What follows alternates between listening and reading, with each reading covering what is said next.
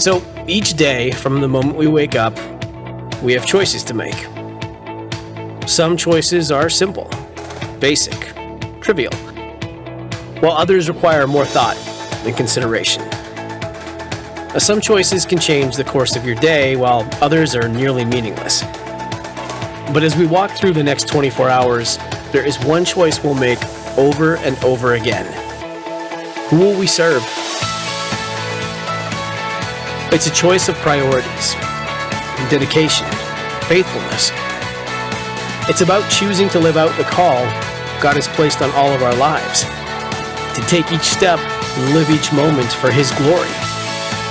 Today, there are never-ending opportunities for us to make an eternal difference in the world around us. We simply need to decide to do so. The choice is ours.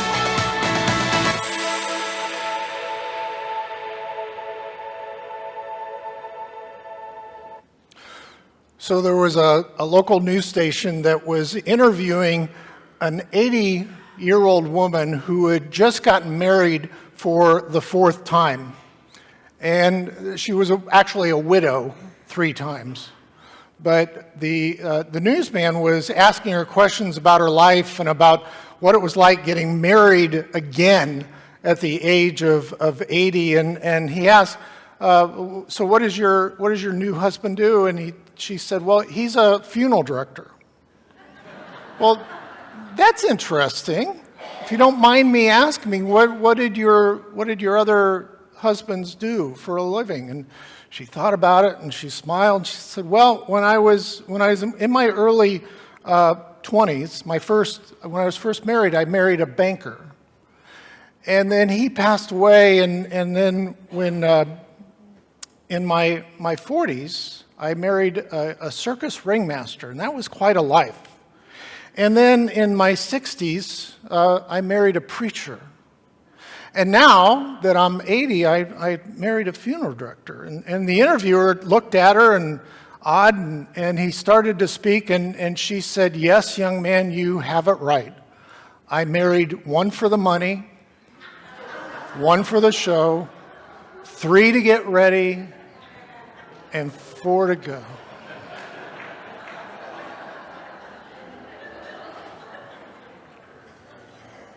I should have alerted you, that's a groaner. So 1, 2, 3. Yeah. So for those of you who are on our live stream, I don't know how you spell but feel free to. But Luke 22 reads like a bad groaner joke. By this time, Jesus has clearly revealed who He is. He is the Son of God. We're in the upper room. He's just completed this radical act of service. Jesus has washed the feet of His disciples. And He's changed the Passover meal. When he blessed the bread, it would be the function of the host to bless the bread, pray over it. But Jesus changed it. He said, this is my body broken for you. And then in the blessing of the wine, He did the same thing. I mean, there's something going on here. This is my blood shed for you. And in the midst of all this, think about this moment. What are the disciples talking about? The punchline I find from Eugene Peterson in his version of this in the Message. Within minutes, the disciples, were bickering over who of them would end up the greatest. And we may not groan here, but I have to wonder if Jesus is going, are you serious? Maybe they haven't picked up on this with His actions, so He makes it clear with His words. He says, this is not about you. Among my disciples, it will be different. The least among you will be the priority, and the leaders will be the servants. He's flipping our world upside down. So the question that Jesus asks in verse 27 may sound ridiculous to the disciples around the table. He asks, who is greater, the one who is at the table or the one who serves? Now keep in mind that everyone at the table is living in a society and during a time rife with slaves and servants. No one envied the servant. No child grew up with a dream of someday being a servant. But for this eclectic group of Jesus followers who were more concerned, obviously more concerned about status and greatness, Jesus undoubtedly ruffled their collective feathers when he said, I am among you as one who serves. Jesus here not only redefines discipleship, he redefines what it means to lead. An effective leader must be an effective follower of Jesus. So what under Jesus' definition, what does an effective leader, what does an effective follower of Jesus do? Serves others. English bishop and scholar N.T. Wright summarized it this way. He said, what you do in the present will last into God's future. These activities are not simply ways of making the present life a little less beastly. He's English, remember. Until the day when we leave it all behind altogether, they are part of what we call building God's kingdom. The decisions we make today will determine the stories we tell tomorrow. We've been talking about God's radical grace the past few weeks. Grace is God's love extended to each of us despite our sinfulness, despite our humanness. God still loves us in unexpected ways. And we talked last week about grace that is unexpected, grace that does the unexpected, says the unexpected, prays the unexpected. Radical grace is that grace that fuels us to fulfill Jesus' command to love your enemies and pray for those who persecute you. And so we cannot just dodge this compelling question. What would happen if we took Jesus' words seriously?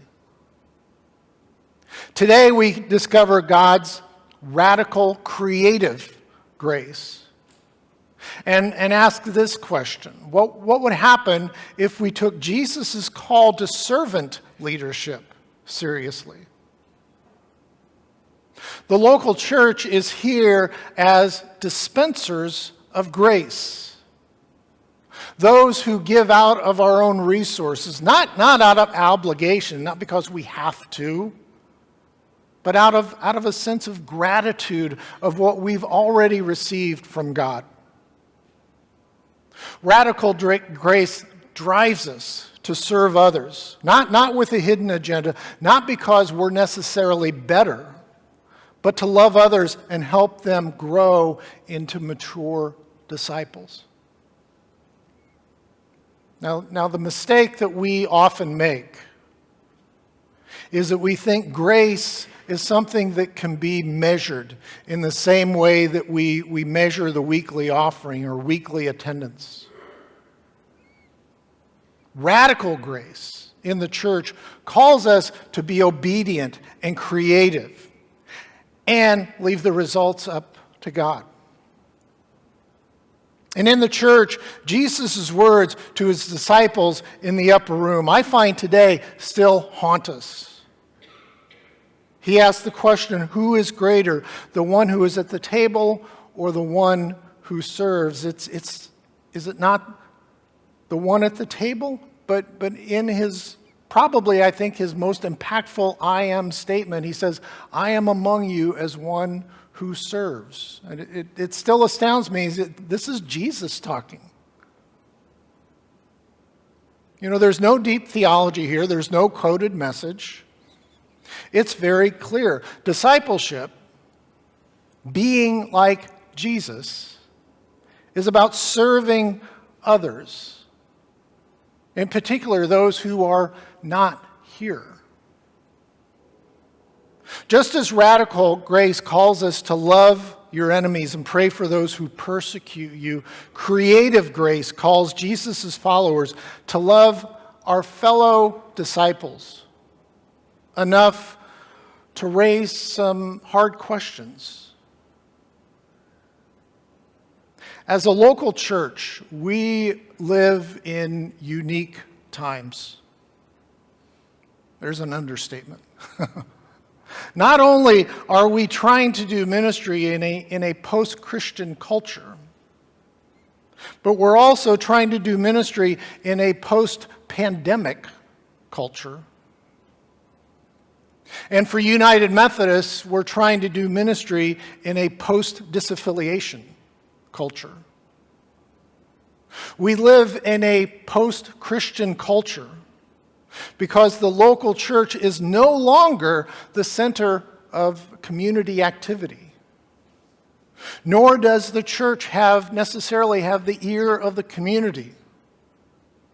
In this post-Christian culture, the culture sets the rules, and the church is simply expected to fall in line. We also live in a post-pandemic culture. Because COVID, what I've found, and a lot of people in my own little unscientific survey, I find people get this and agree with it. It didn't change us as much as accelerate our lives. I don't know if I read it somewhere or it's just been my experience, but don't we feel older? I don't know about you, I feel old. The last few years have done this. The impact of the pandemic has not only accelerated life, but accelerated life in the church by 5 years. We can look back and see clearly now, during the pandemic, large churches became larger. Large churches became larger, small churches became smaller. What about the medium-sized churches like Valpo First? Well, medium-sized churches are left with some very difficult decisions. And we, in the United Methodist Church, we live in what I call a post-disaffiliation culture, where the full impact of 30% of our churches breaking away is, in reality, not fully realized. Once the divorce is finalized and couples go their separate ways, it doesn't mean that everything going forward is smooth and clearly defined. The psychological impact of this will last for 5 to 10 years. That's just me speaking. The church is no longer the social structure of people's lives. And I'm not talking about the church of centuries ago. I'm talking about the changes in the church in our lifetime. Less than 70 years ago, the church was not simply the place where one went to on Sunday morning. It was the primary educator of children. It was the recreational hall where people socialized. And, like it or not, it was the political machine for the area. In many communities, and I think including Valparaiso, the church was so central to defining one's identity, encapsulating one's faith, language, social life, economics, and politics, that you didn't necessarily tell people where you were from, but what church you went to. In a quote that is especially true today, I think, in this post-Christian, post-pandemic, post-disaffiliation culture, German theologian Karl Rahner wrote this several decades ago. As he observed the social structures of his time fading away, he wrote, "The Christian of the future will be a mystic or will not exist at all." The Christian of the future will be a mystic or will not exist at all. Now, by mystic, let's define mystic. By mystic, what he's referring to is one who has had a profound experience of the love and forgiveness of God and who is committed to the mission of the local church. That's a mystic. In a post-Christian, post-pandemic, post-disaffiliation world, nobody comes to church out of obligation. But those who want to come will come. So what do? Do we just sit around and wish for things to be like they used to be? We need to live within the realm of this new reality. So let me just lift up two things that are necessary. Number one, we have to make faith as personal as possible. Personal here does not mean private. It doesn't mean individual. It doesn't mean I'm on my own and I don't care about others. By personal, what I mean here is that faith must move beyond truths and concepts and doctrines to something relational and intimate. So we not only have to talk about our faith, but demonstrate how it makes a difference in our lives.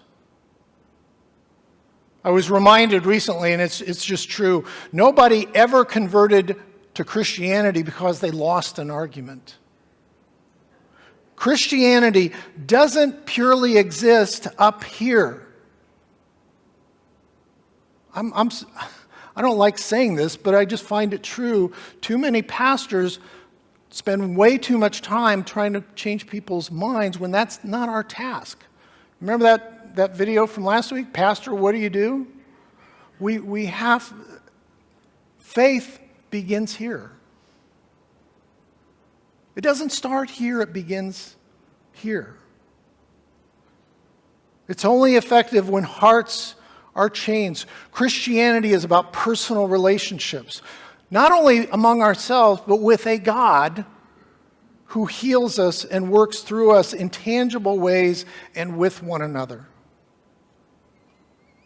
There are things that we do in our faith that are external, things that flow from our faith and give structure to it, but it's not faith itself. A pandemic changed the way we do church, but also accelerated the way people think about the church. Historically, external ways, how we display our faith, it's come and gone. Historically, when those external structures are no longer present, it is the faith within us, within Christians, that drives us to decide that, yes, it's worth continuing. We are Christ followers, especially in those times when it's not convenient, when it's not fun, or when it's not popular.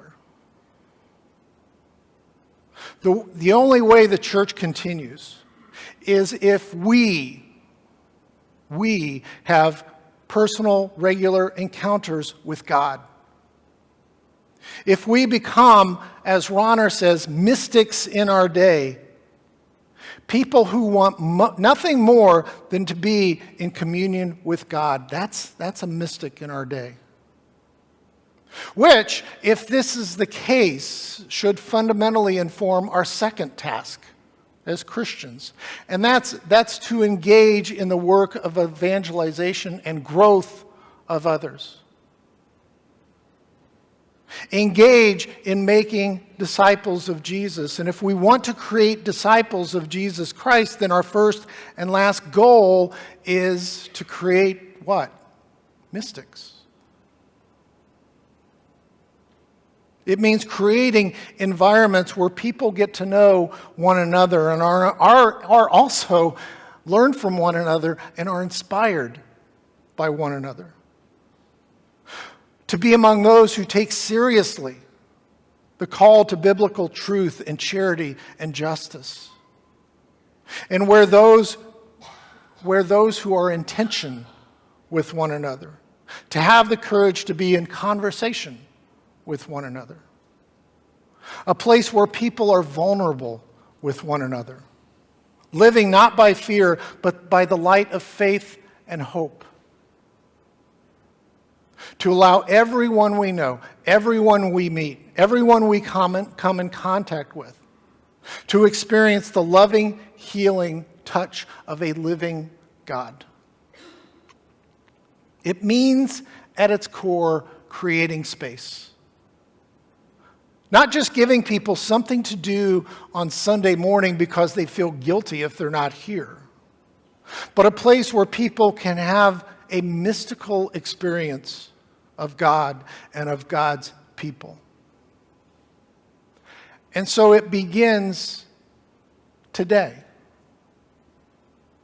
It begins with one another. There was a handout when you came in. You can pick it up as you leave. But I don't recall doing this here. But years ago, I was introduced by Dr. Philip Meadows to the art of one another. And so we're going to share this before we come to our closing hymn. I'm going to ask us to rise. And let's be in one anothering together. The words will be on the screen, or there's a handout as well. Brothers and sisters, let us receive glory from one another. We should outdo one another in honor. Let us be servants to one another, wash one another's feet, care for one another, bear one another's burdens, and comfort one another. We should have fellowship with one another.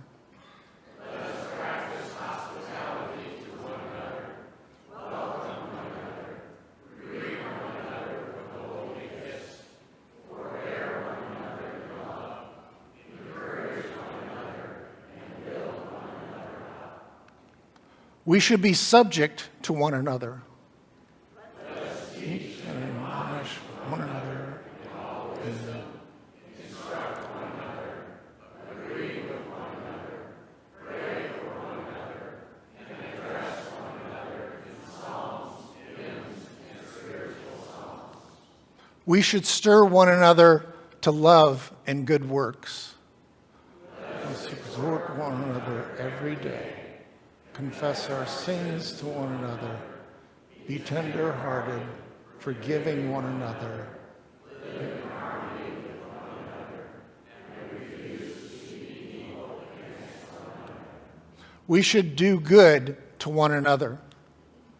Let us be humble For one another. be kind to one another, be at peace with one another, and bound in love to one another. And so may it be so. And all God's people said,